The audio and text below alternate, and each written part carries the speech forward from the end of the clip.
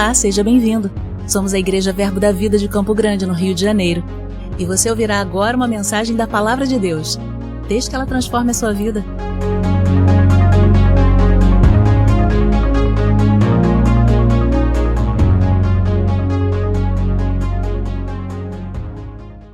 Glória a Deus. O que nós fazemos o primeiro culto do mês, então, o culto de fundamentos. Ora, porque nós vamos tratar sobre um assunto naquele mês. E é importante que antes de entrar no assunto, a gente fundamente ele. Então é importante que, se vamos falar de fé, de cura, de provisão, de prosperidade, que você tenha a base do fundamento para que você possa se desenvolver. Então, geralmente, no primeiro culto do mês, quem prega são os mestres, quem ensina são os mestres, né? Para que eles tragam um fundamento, para que eles tragam uma base para a gente caminhar. Aí depois, pastores, profetas, eles trabalham sobre essa base. No segundo domingo, nós temos a ceia. Ela ordinariamente acontece no segundo domingo, porque é importante que o máximo da igreja esteja reunido. Então, o segundo domingo, normalmente, todas as pessoas já receberam e elas não vão deixar de vir à igreja por causa de passagem, por conta de alguma coisa. Então, estrategicamente, de forma estratégica, a ceia é no segundo domingo para que todos possam vir. Algumas pessoas não conseguem vir, talvez, no último domingo do mês, porque já é o final do mês, o final do salário. Então, a gente entende que uma família que vem de condução tem gasto para isso. Então, a gente coloca a ceia por logística no segundo domingo, e nesse dia, normalmente, os pastores falam com a igreja, como pai para filho. É um dia de pastores, quem prega são os pastores, porque eles vão trazer direção para a igreja. O culto de missões é o terceiro, depois da ceia, por quê? Já tratado a base, já tratado com a família, a igreja, sobre a direção da igreja, nós vamos olhar para fora, vamos ver aquilo que, como igreja, já alimentados, podemos fazer para fora, porque igreja não são quatro paredes, mas igreja é uma assembleia dos filhos para que eles façam o serviço do Pai.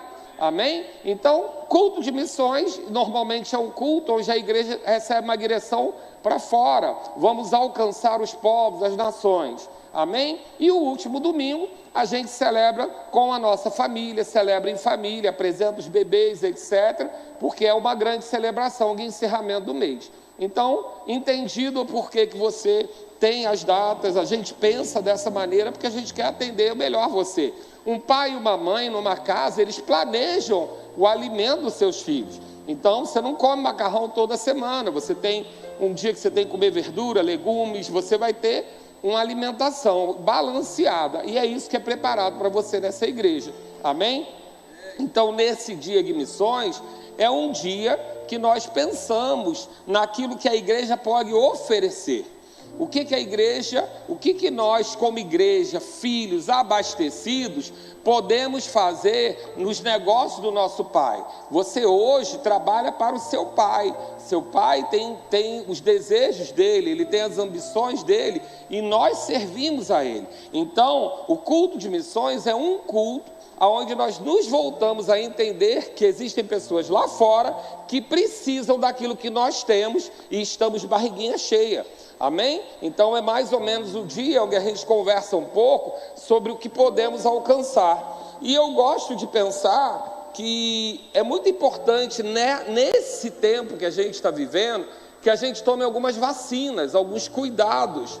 Por quê? Porque a igreja, vez por outra, tamanha hoje é a proporção da igreja de Cristo na terra, e tamanhas são as armadilhas de Satanás por conta da distração, nós podemos perder o foco daquilo que Deus quer para nós. Queridos, nós estamos num ano de eleição, nós estamos num ano que vão acontecer muitas coisas, e nós estamos vivendo um período de uma coisa chamada polarização. Isso é uma coisa muito séria, que a gente tem que observar com bastante cuidado, porque a igreja vai ter que saber se posicionar nesse tempo. Antigamente, nós tínhamos a nossa opinião através da leitura de jornais, revistas, e a leitura ela fazia com que a gente interpretasse e tomasse decisões.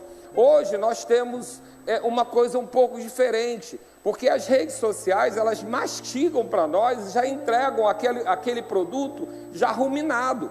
Você não precisa raciocinar, entender, pesquisar muito para ser influenciado. E o pior, você só recebe aquilo que você quer ouvir.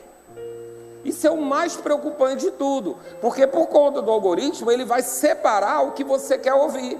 Então, se você é de esquerda, se você é de direita, se você é de centro, você só vai receber as notícias que convêm a você, que serão bem recebidas por você. E quem sabe que não é bom a gente comer só o que gosta?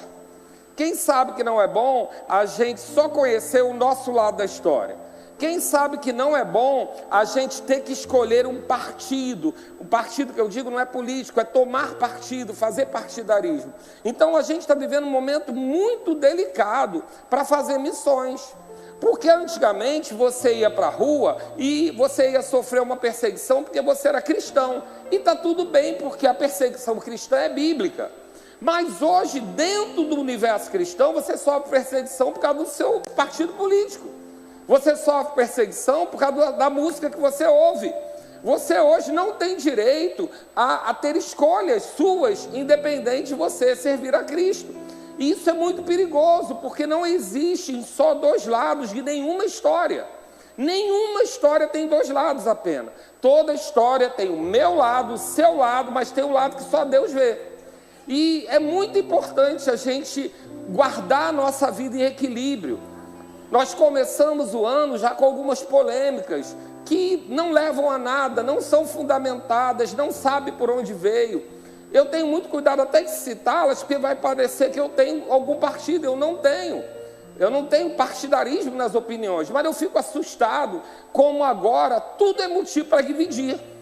E sabe, querido, existe uma coisa que enfraquece qualquer reino. Se chama divisão. Porque Jesus foi bem claro que um reino dividido não vai subsistir. E o diabo sabe disso. E sabe o que ele está fazendo? Obrigando você a escolher um lado toda hora. Toda hora você tem que escolher um lado. Eu não gosto dessa música porque o cantor é de direita. Eu não gosto desse pregador porque ele é de esquerda. Querido, ele tem que ser de Cristo. A opinião dele sobre o partido político é outro assunto que não interessa para a gente. A opinião dele com o tipo de música que ele gosta é outro assunto que não interessa para a gente. Deus criou o ser humano diferente.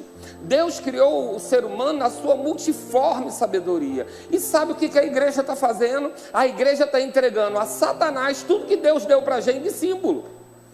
Nós somos o dono do arco-íris. Deus entregou a nós o arco-íris. O arco-íris é um sinal de aliança que Deus fez com Noé. O arco-íris é nosso. Mas hoje você não pode usar um arco-íris, porque nós entregamos para Satanás. Hoje você não pode usar o sangue de Jesus como referência, porque ele é vermelho.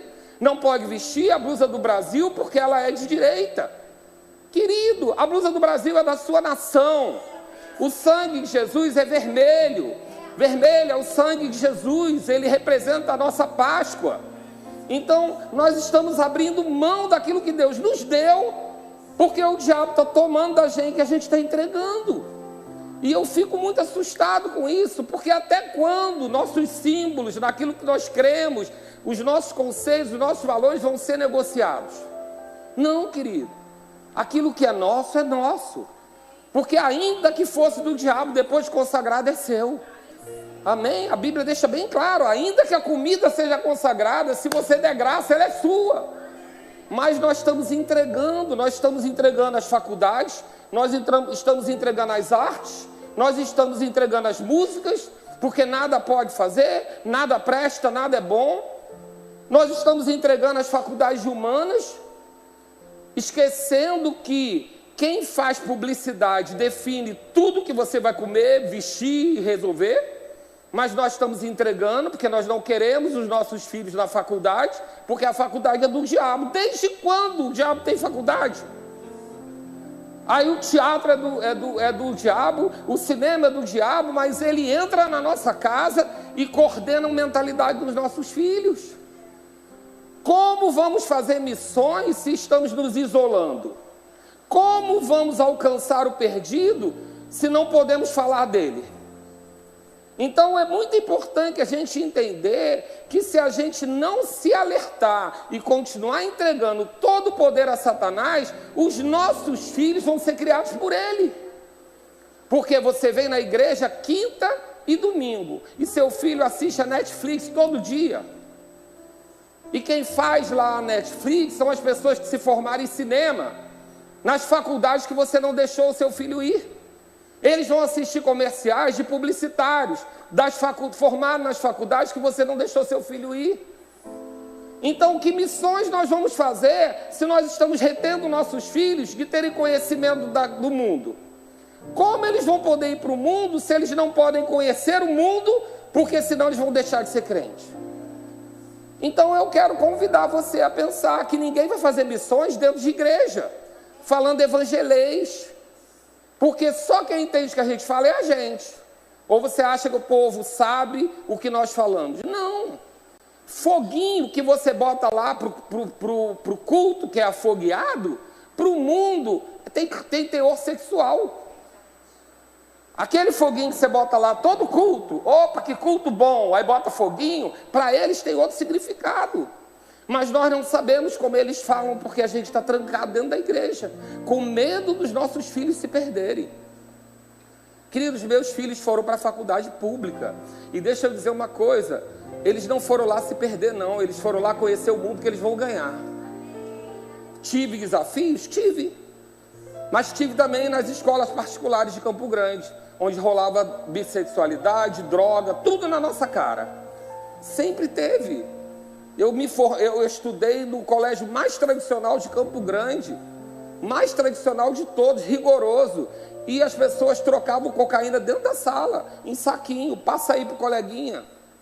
E a gente fingindo que o mundo é uma igreja de 4 paredes. Não é. Então eu quero convidar você a entrar nesse ano com cuidado. A gente precisa ter cuidado. A Bíblia diz que nós recebemos poder, amor, mas também recebemos moderação, equilíbrio, saber escolher, saber que toda história tem 3 versões. Eu gosto de pensar naquele episódio da mulher adúltera, onde havia só 2 opções. O povo da lei, então apedreja, porque a lei manda apedrejar a mulher que adulterou. E tinha a opção da lei do amor, que mandava perdoar, mas uma quebrava a outra. Jesus só tinha 2 opções. Ou ele apedrejava aquela mulher e cumpria a lei, e ele não podia deixar de cumprir a lei, porque se ele não cumprisse a lei, eu e você não seríamos salvos, porque ele tinha que ser preso injustamente, e se ele quebrasse a lei, haveria justiça para ele ser preso. Era um lado só. E depois do outro, aquilo que ele carregava, a lei do amor, o perdão era novo, não tinha perdão antes. Antes era olho por olho, dente por dente, mas a lei do amor mandava perdoar. Mas se ele perdoasse sem fazer nada àquela mulher, ele quebrava a lei de Moisés, e ele não podia quebrar a lei de Moisés. Haviam 2 lados só. Mas sabe o que Jesus fez? Ele perguntou a Deus qual era o terceiro lado, aquilo que só Deus sabe, aquilo que só Deus viu. Nós não temos que escolher um lado o tempo todo. Nós não temos que estar entre o certo e o errado. Nós temos que estar na palavra. Nós não temos que estar entre o que um povo pensa, outro povo pensa. Nós temos que estar no que a palavra diz. Jesus, então, ali o que ele faz? Ele se abaixa e começa a escrever na areia. E deixa eu dizer uma coisa para você, a Bíblia não diz o que ele escreveu. Eu creio que não era importante, não era relevante, porque senão ele citaria. A Bíblia não fala sobre o que ele escreveu, mas a Bíblia diz que enquanto ele escrevia, os ânimos se baixavam. Por que a gente tem que ser tão rápido para responder algo na internet? Por que a gente tem que ser tão rápido em revidar o mundo? Deixa o mundo dizer que a gente está em conserva. Eles estão corretíssimos. Nós somos conservadores. Nós estamos dentro de uma conserva. O Espírito Santo nos conserva, nos preserva, nos guarda. Então para de se ofender com a verdade. A minha família está em conserva, conservada. Tem uma redoma na minha casa de anjos, guardando a minha casa através dos princípios. Mas eu vou me ofender? Não, querido. Eu vou entender que eles me veem da maneira deles. Eles precisam me enxergar de forma negativa, porque quando eles começarem a me elogiar num desfile de escola de samba, eu vou ter que ficar preocupado. Eu vou ter que falar, gente, a gente está fazendo alguma coisa errada, porque eles estão admirando a gente. Está tudo bem. Está tudo bem. Eles podem. Agora, quantos familiares não chamou você de conservador, de fanático, de tradicional, mas na hora que deu problema te chamou para orar? Então para de se abalar com essas coisas. Amém? Para de se abalar porque fizeram uma música que a moça estava cantando de vermelho, que pode significar isso ou aquilo. Queridos, dá o trabalho, o mínimo trabalho, de ouvir a peça teatral inteira. Aquilo é uma peça teatral. Aquilo é uma peça teatral, é o último episódio da peça. E na peça, ele fala no final que a festa era para os religiosos um auê. Eu não estou defendendo a música, eu só estou dizendo que a gente não tem que entrar nesse tipo de luta. Amém? Por que era um auê? Porque entrou todo mundo que ninguém pensou que não podia entrar. Eu defendo, eu estou escolhendo, não estou falando nada disso. Você tem direito de não gostar da música, você tem direito de não gostar, você tem direito, é seu direito, você vai votar em quem você quiser, criatura. Eu não tenho nada a ver com seu voto, o voto é secreto. É contra a lei eu perguntar seu voto. Está tudo bem. O que eu não posso é deixar o meu lugar de autoridade do reino para discutir as coisas do mundo. Esse mundo jaz no maligno. Eu fui desarraigado dele, eu não faço parte dele. Então, se eu não faço parte dele, algumas coisas eu vou me abster. Agora, o que eu não posso ver é crente se degladiando, é crente se separando, família se separando por causa de partido político, que depois está todo mundo lá junto nas festas.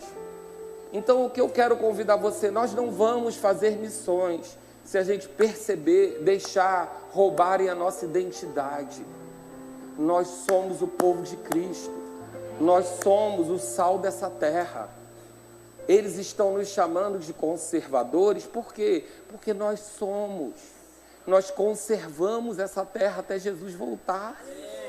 Quando Jesus voltar, a terra não vai estar destruída por minha causa e por sua causa. Nós somos o sal conserva. Amém, queridos? Vamos parar de perder tempo com isso e vamos ganhar o povo que está perdido. Vamos ganhar a simpatia deles como? Amando eles quando eles ferirem a gente, que foi o que Jesus mandou fazer. E não rebatendo. Quando é que nós vamos ganhar as pessoas que têm questões de sexualidade? Quando a gente oferecer ajuda e não agressão. Porque muito provavelmente eles são filhos de pais héteros que negligenciarem alguma coisa. Eles não são filhos de outras pessoas que não eram héteras, porque se não for hétero não faz filho. Amém? Então a gente vai fazer o quê? A gente vai ajudar, a gente vai amar, a gente não vai condenar. Jesus não chamou a gente para julgar, Jesus chamou a gente para amar. Eu não quero saber qual é a sexualidade de uma pessoa. Se ela não tem Jesus, eu só quero que ela seja salva. Agora, se ela vai viver o melhor dessa terra, é uma decisão dela. Eu não posso fazer nada, porque dentro da igreja tem adultério. E o adúltero vai para o mesmo lugar. O que a gente vai fazer? A gente vai amar. As pessoas estão cansadas de ser julgadas. Nós só vamos fazer missão quando a igreja deixar de ser julgadora. E a igreja começar a amar. Amar quem? Os inimigos. Aqueles que nos caluniam. Aqueles que falam mal de nós. A gente precisa orar por eles. A gente não pode ficar feliz que morreram 85 pessoas no carnaval. Não. Nós perdemos 85 pessoas para o inferno. Nós deixamos 85 pessoas morrerem sem conhecer Jesus. Então, eu faço esse apelo hoje. A gente não pode entrar nessa polarização. Isso é doentio, isso é maligno. A internet está nos separando. A sua verdade é a que você ouve por conta do lado que você escolheu. Mas tem gente ouvindo outra verdade. E qual é a que nos guia? A palavra. A única verdade que nos guia é a palavra. Eu quero convidar você, nesse ano de 2026, falar mais do que nos une, do que nos separa. Construir mais pontes do que muro. Querido, se tem alguém pensando errado, vamos ganhar ele, para ele conhecer o certo. Eu não sei se o teu testemunho é parecido com o meu, mas eu achava crente a pessoa mais chata da terra. Ou coisa chata era crente. Queria me enfiar pela goela o Deus deles. E alguns falavam, o meu Deus, o meu Deus. Eu falava, porque o Deus é dele, o que eu tenho a ver com isso? Não, querido. Poder, amor e moderação. Deus não nos deu espírito de medo nem de timidez, mas de ousadia, poder, amor e moderação. Nós somos moderados, equilibrados. Não vamos para um lado nem para o outro, não vamos tomar partido. Jesus abaixou ali na terra, começou a escrever, os ânimos se baixaram e ele não deu nem uma opção nem outra. Ele veio com uma terceira opção que só Deus poderia dar. E aí ele diz, aquele que não tiver pecado, atire a primeira pedra. E eu quero perguntar a você, aquele que não tiver pecado, atire aqui a primeira pedra. Querido, nós fomos livres do pecado, mas não fomos livres de errar. Nós erramos ainda. Nós às vezes sentimos mágoa, às vezes sentimos inveja, porque estamos numa carne, tem a obra da carne ainda. Mas o que nós precisamos fazer? Nós precisamos entender que o nosso lugar é de privilégio. Nós somos privilegiados, nós temos o Espírito Santo. Não somos mais nós que vivemos, é Cristo que vive em nós. Então, nós temos algumas missões para fazer. Agora, como vamos ganhar o mundo se a gente não ama esse mundo? Nós não somos dele, mas nós temos que amar essas pessoas, elas são dignas de misericórdia. Elas não são dignas do nosso julgamento. A Bíblia deixa bem claro, querido, como o pipoqueiro ali da frente. Quanto mais você julgar, mais você vai receber. Boa medida, sacudida, recalcada e transbordante. Ele não está falando de ofertório, ele está falando de julgamento. Boa medida, cheio, recalcada, vai bater para encaixar mais um pouco. Depois volta mais e deixa transbordar. É isso que você quer para a sua vida? É isso que eu quero para a minha vida? Não. Missões é para a gente ganhar o perdido. E a gente precisa amar o perdido. Agora, o perdido vai ser certinho, bonitinho, vai falar evangelês, vai gostar de música gospel? Não, querido. Ele vai gostar das coisas do mundo, porque ele pertence ao mundo e ao príncipe desse mundo. E nós que conhecemos outra coisa, vamos oferecer para ele em amor. Não vamos enfiar a goela abaixo. Então eu quero ler um texto com você. Abre lá comigo em Lucas 14. Que tomou outro rumo. Lucas 14. Lucas 14, nós não precisamos ler. Nós vamos ver aqui Jesus entrar num sábado na casa de um dos principais fariseus para comer pão. E eles estavam ali observando Jesus. E Jesus quebra um princípio da lei. Mas ele quebra o princípio da lei baseado num princípio maior. Na verdade, ele não quebra um princípio, ele quebra um mandamento da lei baseado num princípio maior, que é o princípio da vida. Deus é o Deus da vida. Então havia um homem doente. E a doença é uma forma de morrer aos poucos. A doença é inimiga da vida. E ele entra naquele lugar, num sábado, num dia que não podia se trabalhar. Mas a Bíblia não diz que Deus não podia curar nesse dia. O mandamento não fala sobre isso, fala sobre trabalho. E Jesus cura aquele doente naquele dia. E os fariseus estavam observando ele. Aí você vai ler esse texto, que ele faz algo que aquele povo não queria.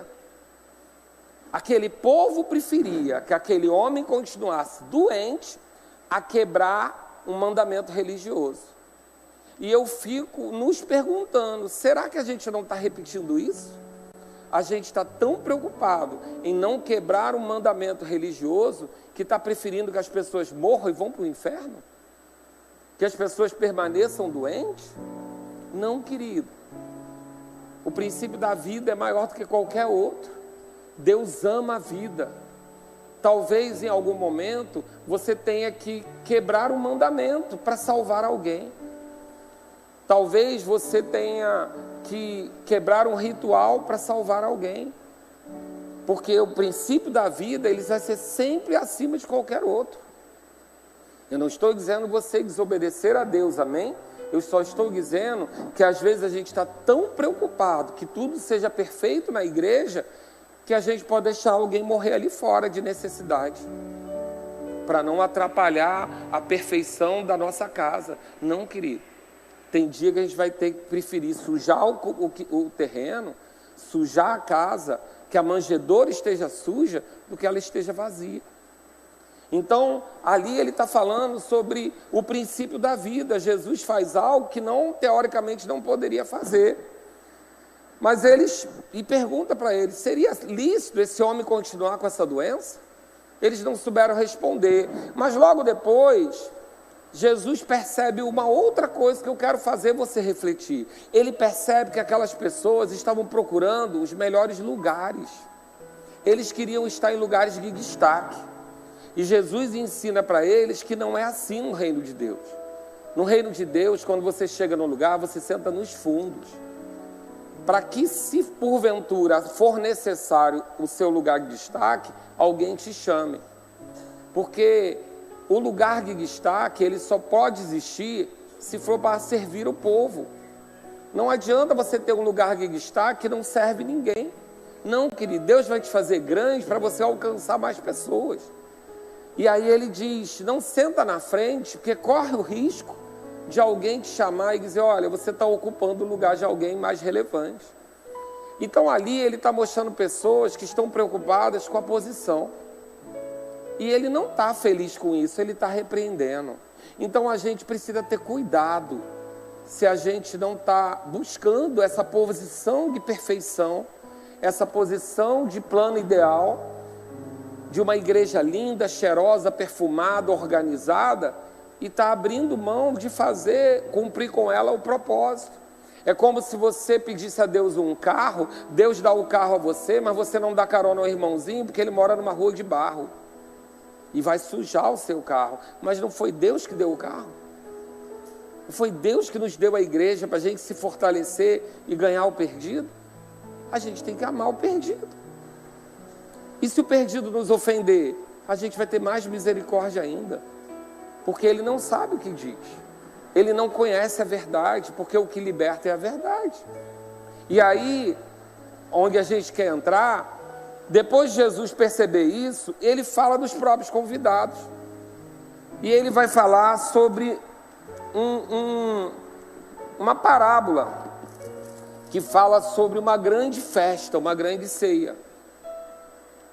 Que porventura é o tema dessa música que degladiaram na internet. E eu não estou defendendo ela não, você tem direito a gostar ou não gostar. Mas é o motivo dela. Ele fala sobre essa grande ceia, e que nessa grande ceia vão ter 3 tipos de pessoas. Vão ter os convidados, vão ter alguns que vão ser trazidos, e outros que vão ser obrigados a vir.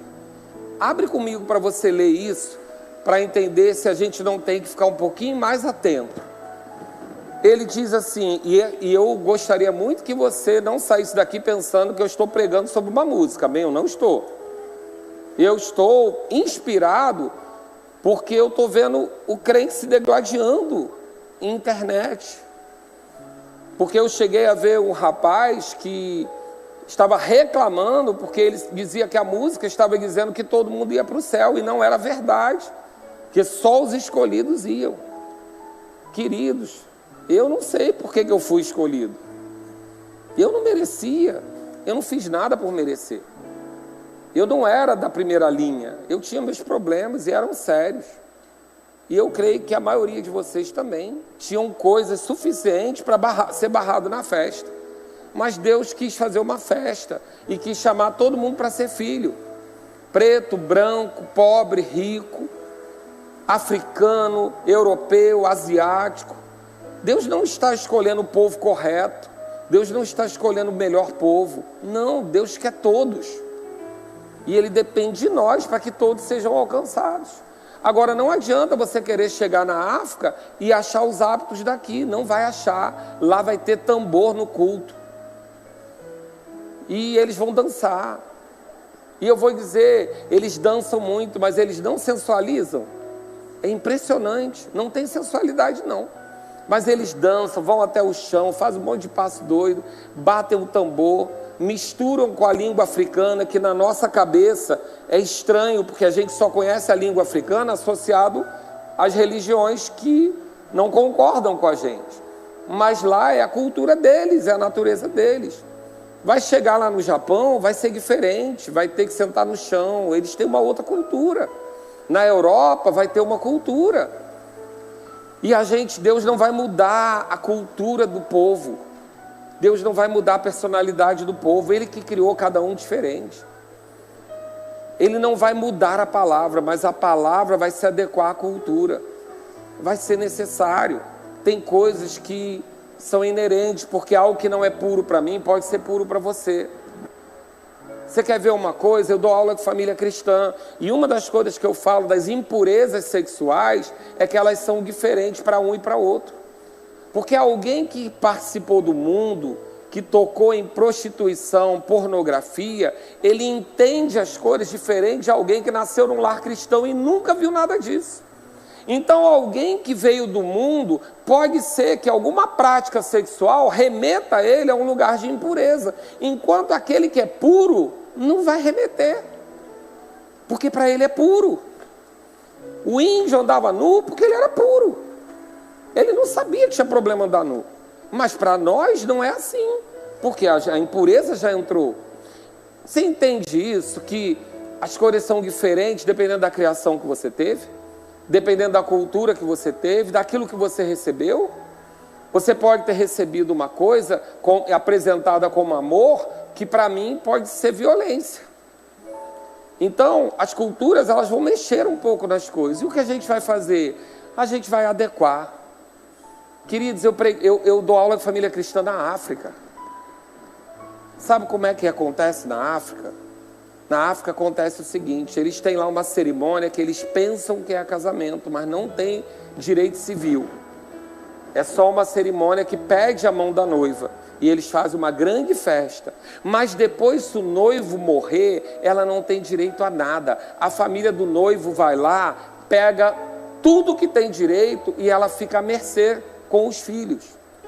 Porque os filhos da mulher não têm direito. Porque a família do noivo não sabe se ela foi fiel e ela não considera como neto. Então fica a mulher desamparada e os filhos desamparados.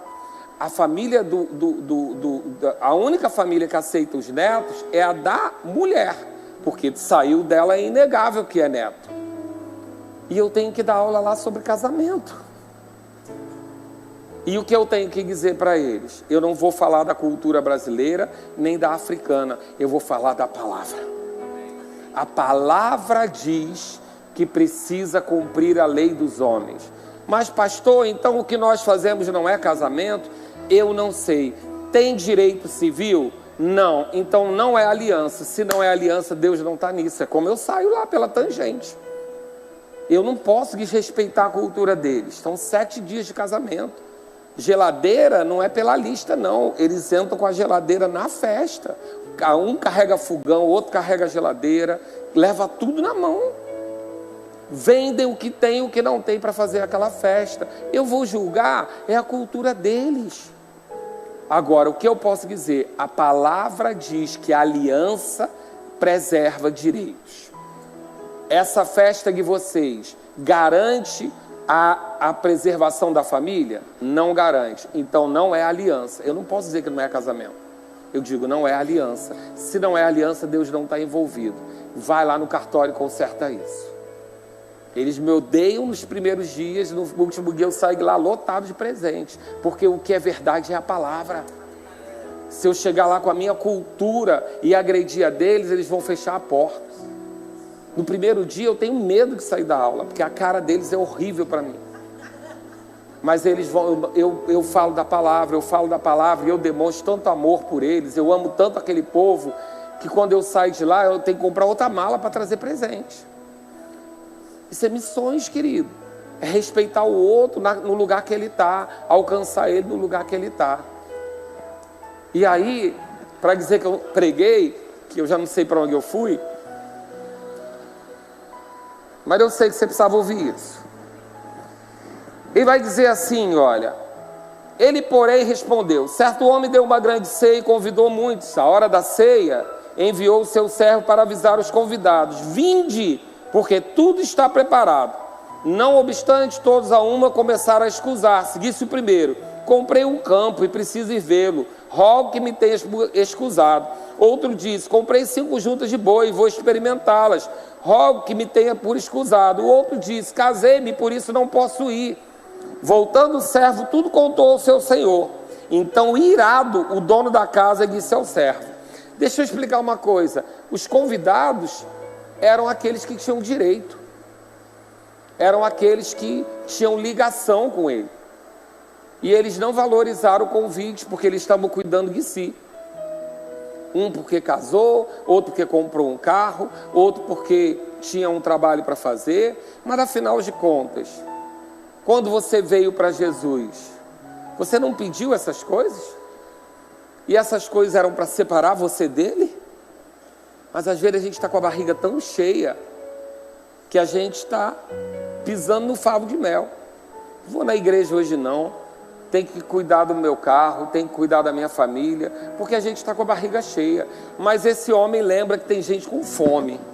E aí ele faz 2 tipos de convite diferentes. O primeiro é um convite, mas o segundo, ele diz assim, sai depressa para ruas e becos da cidade e traze aqui os pobres, os aleijados, os cegos e o coxo. Agora não é convida, é traz. Porque convite a gente faz para os da casa. Aqueles que precisam, a gente tem que trazer. Por quê? Porque eles não sabem entrar.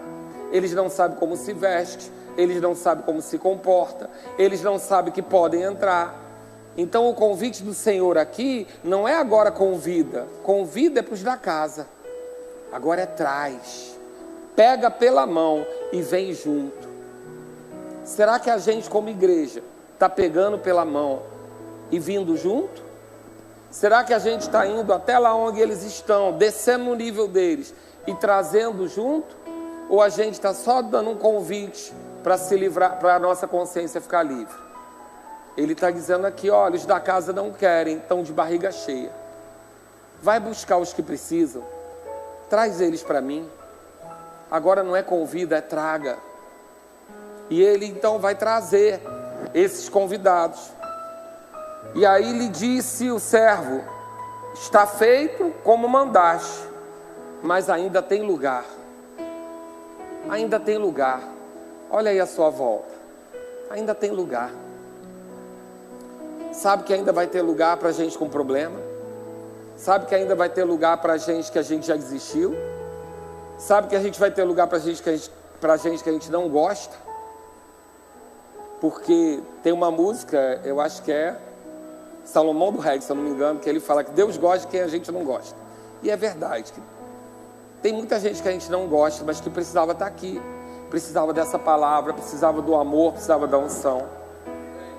E aí ele fala, ainda tem lugar. Será que a gente está satisfeito com as igrejas cheias? Querido, essa igreja é suprida. Essa igreja está com as contas pagas e um mês à frente. Nós temos avançado, nós estamos ajudando gente em outros países, nós estamos supridos, abastecidos. Mas e aí, é suficiente? Deus nos chamou só para a gente se atender? Ou a gente precisa ser rico para alcançar e abençoar outros? Porque o suficiente só cabe para mim. Mas eu preciso que venha mais para que eu alcance mais. Nós estamos alcançando agora Minas Gerais. Estamos em Angola, nós estamos na África, porque quem sustenta Samuel e Kalim lá é o seu dinheiro, porque o que ele ganha lá vale muito pouco. Nós mandamos para ele um salário mínimo. Lá, com um salário mínimo, ele vive muito bem, porque o salário mínimo de lá é R$60 para comprar comida para o mês inteiro. Mas o que a gente manda é o brasileiro, ele lá multiplica. E nós sustentamos ele lá, ele está avançando na obra, graças a Deus. Nós ajudamos com valor simbólico Portugal, mas com amparo direto. E agora vamos ajudar Minas. Sustentamos o pastor Marcos Honório, sustentamos. Damos a ele um salário pastoral. Ele ganha como se fosse um pastor em atividade aqui. Não da sua oferta de missões. A sua oferta de missões é só para o 13º dele. Nós pagamos mês a mês como se ele fosse um funcionário da igreja. Por quê? Porque ele está indo lá onde ninguém foi. Ele está pisando no Equador, que em breve a gente vai assumir também. Amém? Ele está pisando no Paraguai, ele está pisando no Chile. Como que ele vai? Pela própria força? Não, eu e você. E você conhece alguém no Chile? Você conhece alguém no Paraguai? Quer saber? O Paraguai nem gosta muito da gente. Porque a gente teve uma guerra que a gente arrebentou com eles lá. Eles têm um pé atrás com a gente, mas a gente ama eles assim mesmo. E nós vamos alcançar aquele povo em algum momento. Porque a gente está patrocinando o pastor Marcos. Sabe para quê? Para trazer pela mão. A gente não está só convidando, a gente vai trazer pela mão. Mas para a gente terminar, olha como ele fala no final. Ainda tem lugar. Vocês acham que ainda tem lugar no reino de Deus ou está cheio? Vocês acham que essas 85 pessoas que morreram no carnaval tinham que estar onde? No inferno? Ou com a gente? Nós deixamos eles escaparem. E aí ele vai dizer assim: sai pelos caminhos e atalho, e obriga a todos a entrar, para que fique cheia a minha casa. O Senhor está dizendo: vai para aqueles lugares que ninguém queria ir. Caminhos e atalhos é onde ficava leproso, prostituta, endividado, criminoso, aqueles que ninguém queria mais. E o Senhor está mandando a gente ir nesses lugares, e não está mandando trazer, está mandando obrigar a vir. Porque estes nem entrariam, porque eles são proibidos de entrar. Mas Deus está mandando a gente ir lá e trazer na marra aqueles que ninguém quer, aqueles que ninguém suporta, aqueles que você já desistiu, aquele que deu errado na sua família, aquele que engravidou antes da hora, aquele que bebe, que é drogado, que ninguém quer. Deus está mandando: vai lá e obriga eles a vir. É o que o Senhor está dizendo. Eu acho que eu nunca fiz um culto de missões tão sério na minha vida. Mas eu quero chamar você a entender que a gente não vai poder entrar nesse negócio de polarização. A igreja não vai poder entrar nisso. Vai ter coisas que a gente vai gostar, tem coisas que a gente não vai gostar. A gente vai parar de julgar, a gente vai amar e vai resgatar essas pessoas. Amém? Uma vez um pastor perguntou para mim: tem homossexual na sua igreja? Eu falei: ih! Aí ele: ué? Eu falei: não tem na tua não? Aí ele: acho que não. Eu falei: tem alguma coisa errada. Eles estão indo para onde então? Quem está cuidando deles? A maioria deles já não teve pai. Também não vai ter pastor? A gente vai privar dos dois? Não, querido. Enquanto eles quiserem vir, eles vão vir e vão ser amados. Vão poder viver a prática aqui dentro não vão. Porque uma coisa é ser filho, outra coisa é herdar o reino. Amém? O meu filho é meu filho, independente do que acontecer. Mas se ele não se comportar de acordo com as regras da minha casa, ele não usufrui da minha casa. Mas a porta fechada não vai ter não, querido. Se você quer uma igreja bonitinha, limpinha, com todo mundo direitinho, com as famílias tudo de margarina, você está na igreja errada. Aqui vai entrar do jeito que tiver. E quem vai resolver? A palavra. Porque eu entrei aqui igual arroz de terceira, quebrado, moído. Minha mulher mal andava. E me receberam, me restauraram, e hoje eu estou aqui. E eu vou ter que acreditar que vai ser assim com todo mundo. Então deixa eu dizer uma coisa. Os da casa você convida. Os que não sabem como vir, dá a mão, traz eles. Agora os que precisa, obriga. Traz na marra. Carrega eles. Porque eles nem sabem que podem entrar aqui. Eles têm medo de entrar aqui. Porque eles não sabem nem se eles podem falar o voto deles. Eles não sabem nem que se podem cantar. Eles vão falar palavrão. Eles vão fazer coisas que a gente não gosta. Eles não têm roupa adequada para estar aqui. Mas, querido, o ambiente, a palavra e o amor vai mudando tudo. Olha para você. Pega uma foto tua de 10 anos atrás. Vê como você era ridículo. Olha o que você se transformou agora. Olha o brilho nos seus olhos. Olha a sua pele. Olha, está tudo diferente, querido. Por quê? Porque alguém te amou quando você não merecia. Alguém orou por você quando você não merecia. Então, me perdoa se for um culto atípico, mas eu quero convidar você a sair desse lugar que estão empurrando a gente. Eu não vou ficar brigando por escola de samba. Eu não vou ficar brigando por partido político. Eu não vou ficar brigando por nada disso. Eu vou amar quem precisa e vou lá resgatar eles. Aonde estiver dentro do meu chamado. Amém, queridos? Não vá se você não tem resistência. Não vá sozinho. Tem que estar com a mão de uma liderança te segurando, senão você fica. Mas, querido, a gente não vai ser usado para condenar o povo. Não deixe o diabo fazer isso. Vamos salvar eles. Esse é o convite que eu tenho para você nessa tarde, amém? O texto termina dizendo o seguinte. Respondeu-lhe o Senhor: sai pelo caminho e atalho, e obriga a todos a entrar, para que fique cheia a minha casa. Porque vos declaro que nenhum daqueles homens que foram convidados e recusaram, provará da minha ceia. Então, a ceia não é minha e sua. A ceia do Senhor. Ele dá para quem Ele quiser. Amém? Nosso papel qual é? Colocar a mesa. Venha do jeito que tiver. Que seja Mefibosete, que venha defeituoso. Vamos colocar ele na mesa. Na mesa todo mundo é igual. Na mesa não tem diferença. Amém, queridos? Desculpa se eu estou muito romântico hoje, mas eu quero que a minha igreja não entre nisso. Deus me confiou um povo. E eu não sei se você sabe exatamente o significado de pastor e ovelha, mas a ovelha é um animal que precisa de condução. Deus não chamou o povo de rebanho, porque rebanho anda sozinho, mas ovelha não. Ovelha, ela precisa de condução. Por isso o ofício do pastor. Mas a condução minha não é dizer para você em quem você vota, que música você ouve, não.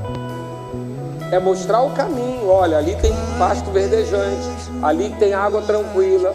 Vai por ali. Escolhe a vida, não a morte. Então, eu quero convidar você para se guardar nesse ano. Se guarda, se preserva, se conserva. Amém? Seja moderado, equilibrado. Ame aquele que te ofende. Ame aquele que não conhece o que você conhece. Ore por ele. Não vamos deixar várias pessoas morrerem em tragédia para comprovar que o nosso Deus... Não. Vamos amar esse povo. Vamos ganhar eles em amor. Querido, eu já tive tantas experiências de abraçar pessoas de religiões afrodescendentes que achavam que eu ia repudiar eles. Eu tenho pelo menos uns 5 testemunhos aqui que, se eu pedir, de sepultamentos que eu fiz, que pessoas de outra religião gostaram do sepultamento, porque eu falo do amor, eu não falo da minha religião. Eu falo do amor, o amor de Deus. O amor de Deus é para todo mundo. Amém? Agora, quem vai usufruir dele? Quem conhece, quem sabe o que ele tem. Agora, não usufruir não quer dizer que Deus não ama. Então, se esse é um culto de missões, eu quero dizer para você, o amor de Deus, ele inclui, não exclui não. Amém? O amor de Deus é buscar o máximo de gente possível, para que a ceia dele seja uma grande celebração. Amém?